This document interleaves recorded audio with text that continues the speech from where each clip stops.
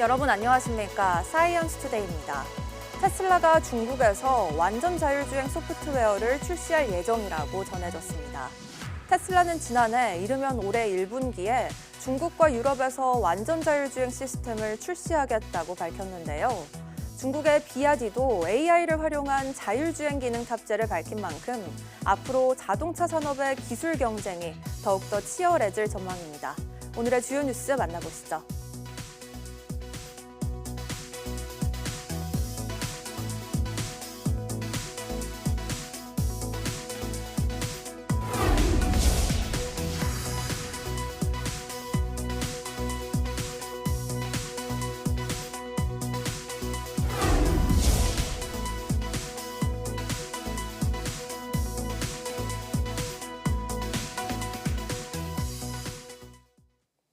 지난주 내내 이어졌던 긴 추위가 물러가고 어제 낮부터 기온이 오름세를 보이며 봄에 가까워지고 있습니다. 올해 봄은 지난해처럼 예년보다 포근할 것으로 전망됐습니다. 김민경 기자의 보도입니다. 지난주 내내 기승을 부리던 강추위가 아침까지는 남아있었지만 낮부터 기온이 오르면서 운동하는 시민들의 옷차림도 한결 가벼워졌습니다. 지난주에는 무지 추웠는데 굉장히 날씨가 좋네요. 봄바람도 불고 좀 더 봄이 빨리 왔으면 좋겠습니다. 대기 정체로 내내 찬 북서풍이 불던 지난주와 달리 정체가 풀리고 이동성 고기압의 영향으로 비교적 따뜻한 서풍이 불어오기 때문입니다. 25일 화요일부터 기온이 점차 오르며 주 후반에는 평년보다 높은 온화한 날씨가 예상됩니다. 오늘과 내일 서울의 아침 기온은 영하 2도, 낮 기온은 6에서 7도로 평년보다 낮겠지만 목요일부터는 낮 기온이 10도를 넘어서며 본격적인 봄 기운이 감돌 걸로 보입니다. 봄이 찾아오기 전부터 포근한 날씨가 이어지면서 올해 봄은 예년보다 더 따뜻할 것으로 전망됐습니다. 3월에서 5월 동인도양과 북태평양 등 높은 해수면 온도로 인한 대기 파동으로 기온이 대체로 높겠으나 북미 동안의 낮은 해수면 온도로 인해 일시적 찬 공기 영향을 받을 때가 있겠습니다. 올봄은 전반적으로 온화한 날이 많겠지만 지난해처럼 강도 높은 꽃샘 추위가 한두 차례 찾아올 가능성이 있어 환절기 건강관리에 신경을 기울여야 합니다. YTN 김민경입니다. 올해 3월 산불 발생 위험이 최근 10년 사이 가장 높다는 정부의 공식 분석이 나온 것으로 YTN 취재 결과 확인됐습니다. 오늘부터는 대형 산불의 주범인 양간지풍이 동해안에 불어올 것으로 보여 더욱 우려가 커지고 있습니다. 정혜윤 기자가 단독 보도합니다. 역대 최악의 봄철 산불로 기록된 2022년 울진 삼척 산불. 경북 울진 산불이 강원도 삼척까지 번지며 피해 면적만 16,000헥타르에 달했습니다. 건조한 가운데 산맥을 넘은 강풍으로 산불이 걷잡을 수 없이 확산한 건데 서울 면적의 27%가 잿더미로 변하며 2000년 동해안 산불에 이어 역대 2위로 피해가 큰 산불로 기록됐습니다. 이 같은 대형 산불이 올해 또다시 발생할 수 있다는 우려가 커지고 있습니다. 국립산림과학원은 최근 메마른 날씨에 기온이 점차 오르면서 한 주 사이 산불 발생 건수가 3배 이상 크게 증가했다고 밝혔습니다. 또 이번 주 남고 북저 형태의 기압 배치가 나타나며 대형 산불의 주범인 양간지풍이 더해져 동해안을 중심으로 산불 위험이 커질 전망입니다.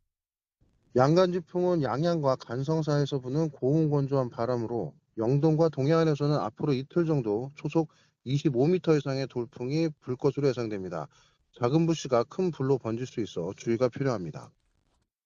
특히 봄이 시작하는 3월에 산불 위험도가 더욱 커져 최근 10년 사이 최고에 달할 것이란 분석이 나왔습니다.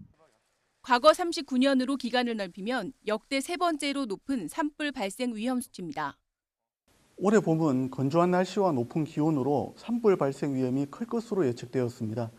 특히 3월 산불 발생 위험 예측 결과 최근 10년 중 올해가 가장 높게 분석되었으며 이는 과거 39년 분석 자료 중 세 번째에 해당하는 것으로 나타났습니다.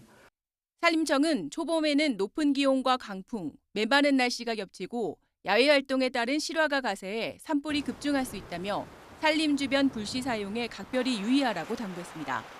YTN 정혜윤입니다. 2022년부터 3년 동안 전국에서 산악사고 3만여 건이 발생해 사망 325명, 부상 6,348명 등 6,600여 명의 사상자가 나왔다고 소방청이 밝혔습니다.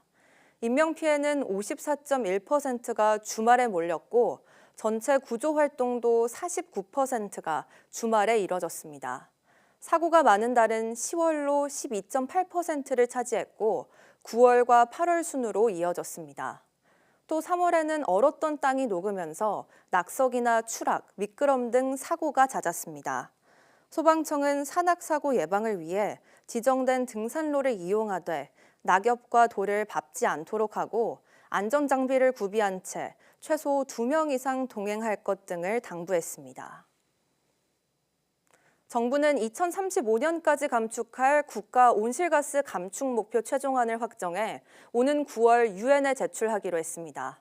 대통령 직속 2050 탄소중립 녹색성장위원회는 어제 정부 서울청사에서 최상목 대통령 권한대행 주재로 전체 회의를 열어 이 같은 내용을 의결했습니다.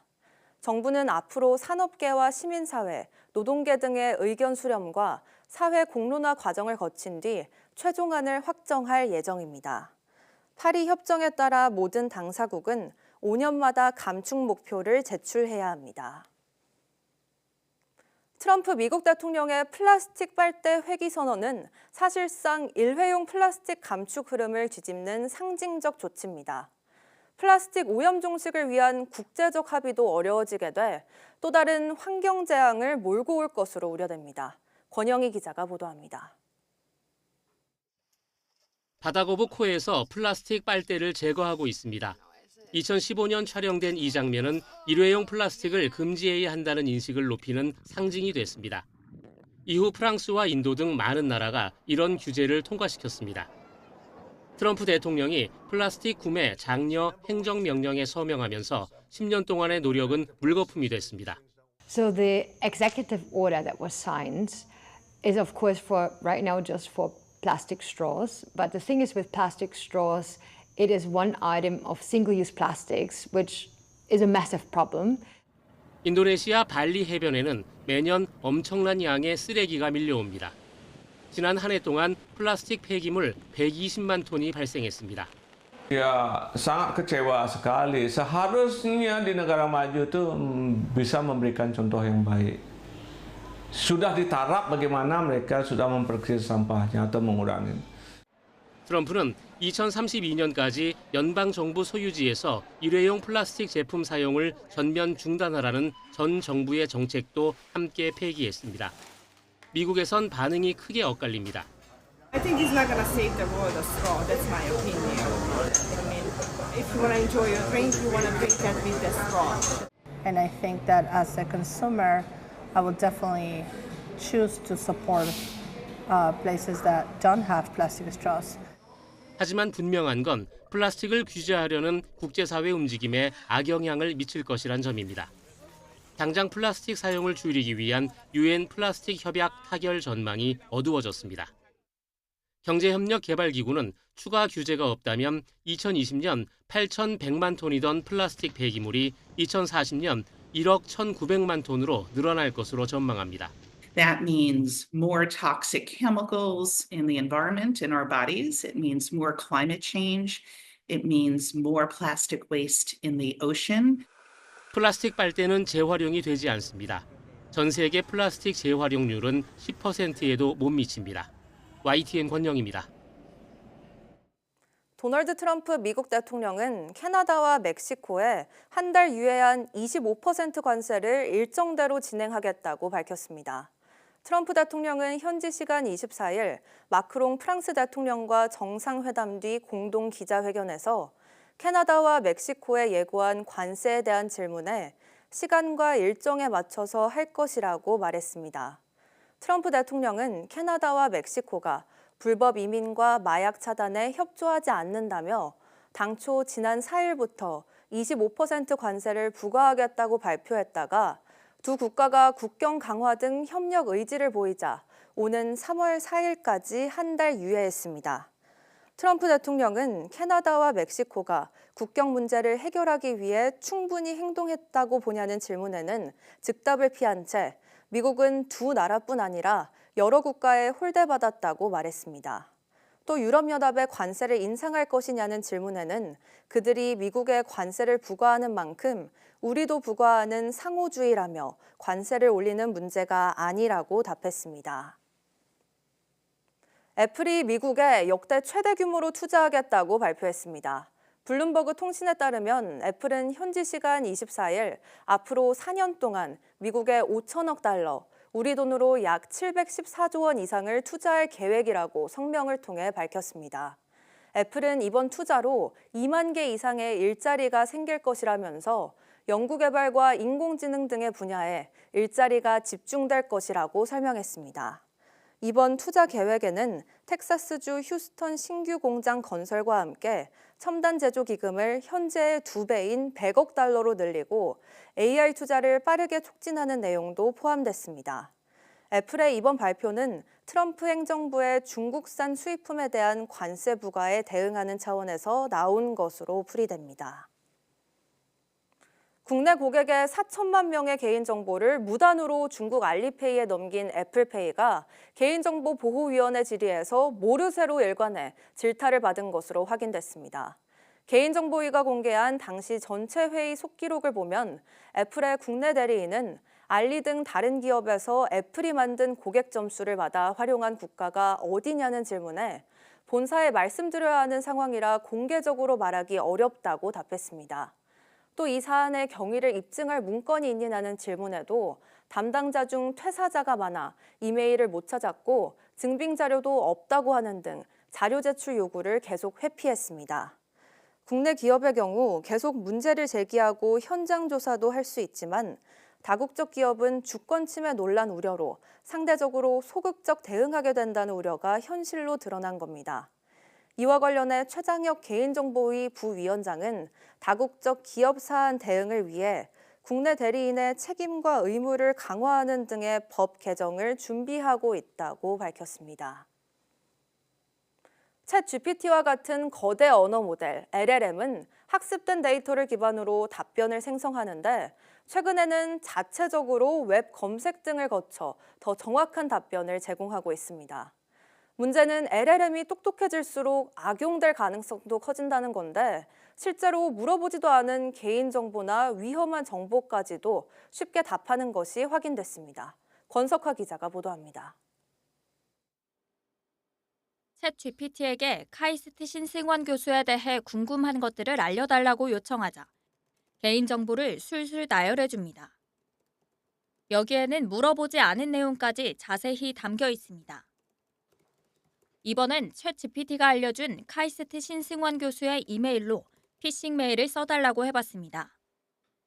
8초도 채 되지 않아 신 교수와 연구한 연구자를 발신자로 설정해 SDN 보안과 관련된 업무 협약을 제안하는 이메일이 순식간에 작성됐습니다.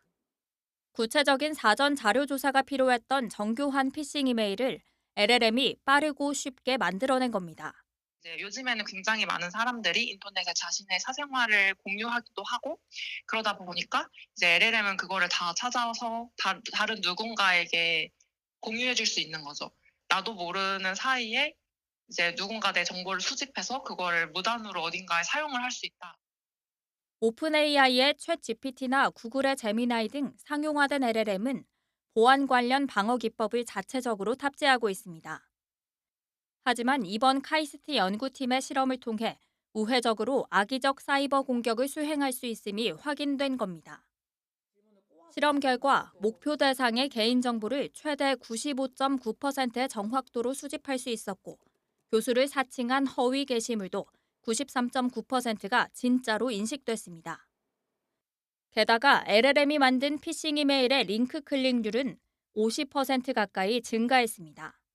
폭탄을 제조해줘 아니면은 내가 과속 카메라에 단속되지 않는 법을 알려줘 이런 것들을 보통 탈옥이라고 하는데요. 많이 차단을 했습니다만은 여전히 새로운 방법들이 나오고 있습니다. LLM에서 그 악용될 수 있는 정보라든가 악용될 수 있는 기능들을 사전 차단하는 연구가 시급하게 필요한 상황입니다. AI 개발사가 미리 설정한 윤리적 가이드라인을 거치지 않고 유해 정보를 유도하는 탈옥 우회 기법. LLM의 발전 속도와 함께 진화하는 탈옥 공격을 막아줄 확장 가능한 보안 장치 마련이 절실해 보입니다. YTN 사이언스 권석화입니다.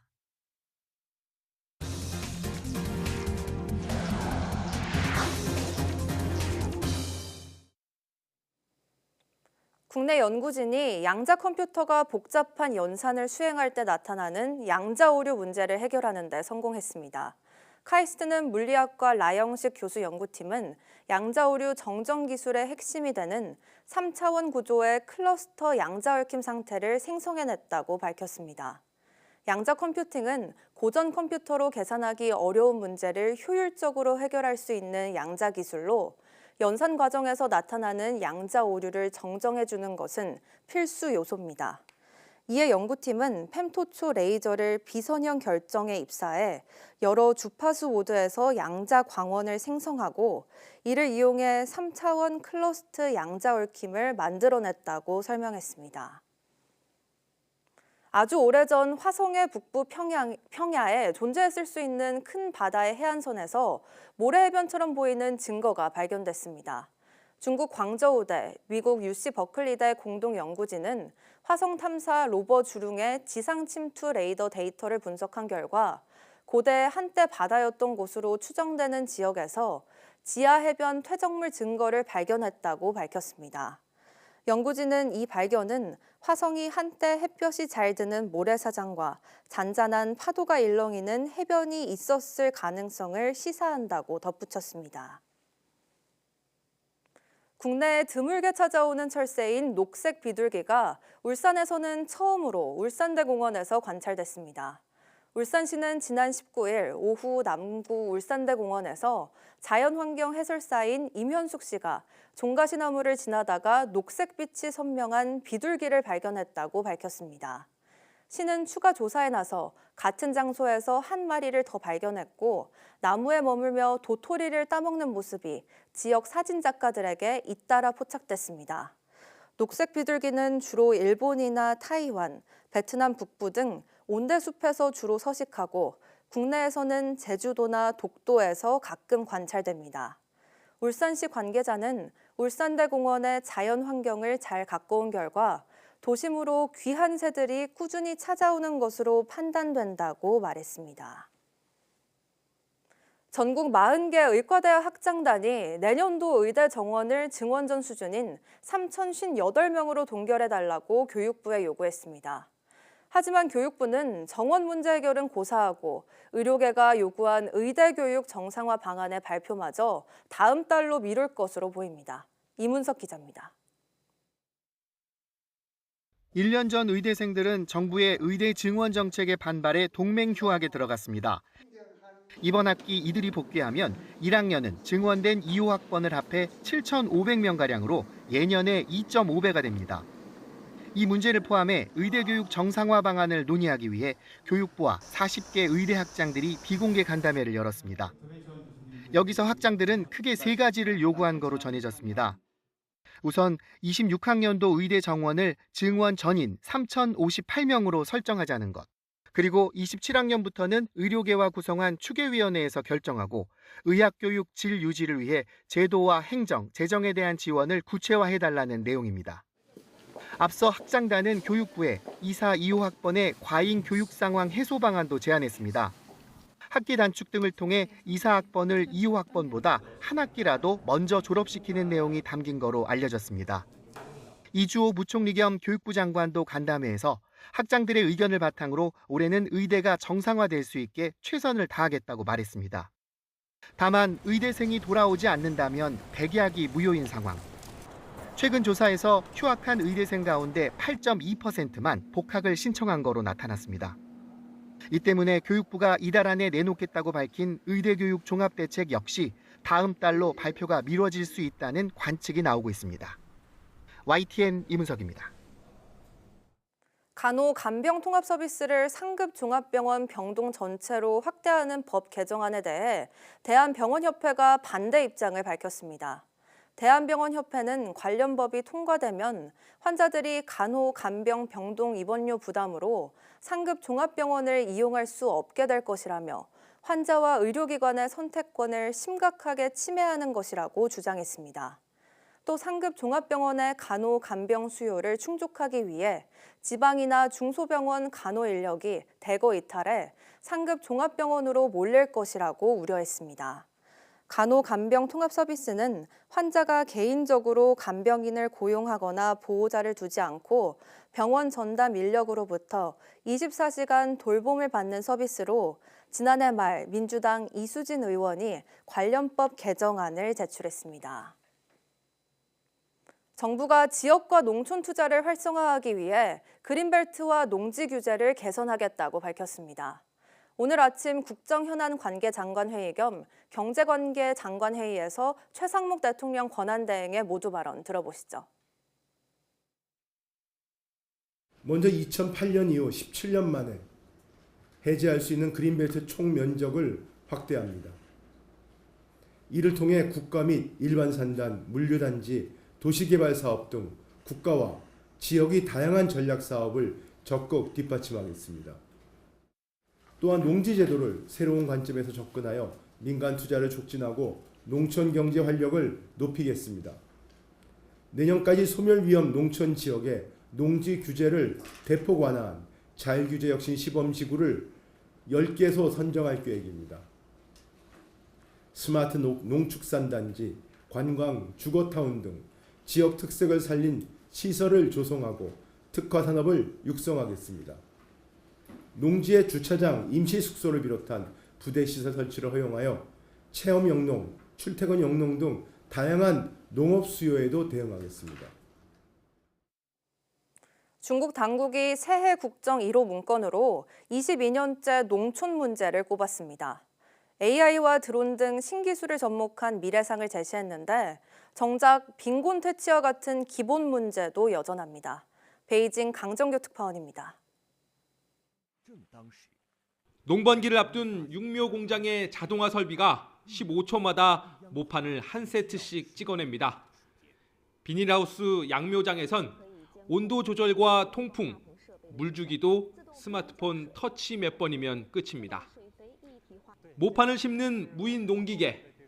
운전대는 미리 입력된 경작 지도를 따라 알아서 움직입니다. 现在就在用这个手机，对，这个页面像游戏机一样。 농경지 농약 살포와 비료 배송은 드론이 대신합니다. AI 시스템이 한 해 농사 계획을 지휘하고 영농 정보 수집엔 인공위성까지 투입됩니다. 它在几百公里的高空，通过空中的这种摄像，我们都知道它种的是什么，种的怎么样。 중국 당국이 새해 국정 1호 문건 주제로 22년째 농업, 농촌, 농민, 삼농을 꼽았습니다. 올해는 신품질 생산력을 처음 언급하면서 영농 과학화와 산업화에 역점을 뒀습니다. 미국과 관세 전쟁 속에 식량 안보의 중요성도 더욱 강조했습니다. 我们14亿多人要吃饭，那么我国这个粮食总体上不是供大于求。 그러나 당국이 제시한 장밋빛 전망과 달리 국토의 64%를 차지하는 농촌은 빈곤에 허덕이고 있습니다. 도농 간 소득 격차는 여전히 2배, 도시 이주 노동자, 농민 공수는 3억 명에 육박합니다. 여기에 더해 고령화나 거액의 결혼 지참금 관행 등 중국 사회의 모순이 집약된 곳이 바로 농촌입니다. 2004년부터 농업을 국정 최우선 과제로 삼아온 중국. 농촌 문제 해결이 그만큼 어렵다는 뜻이기도 합니다. 베이징에서 YTN 강정규입니다.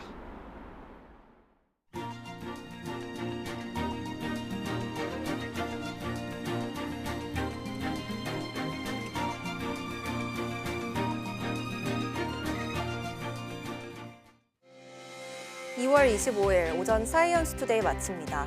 오후 뉴스도 많은 시청 바랍니다. 시청해주신 여러분 고맙습니다.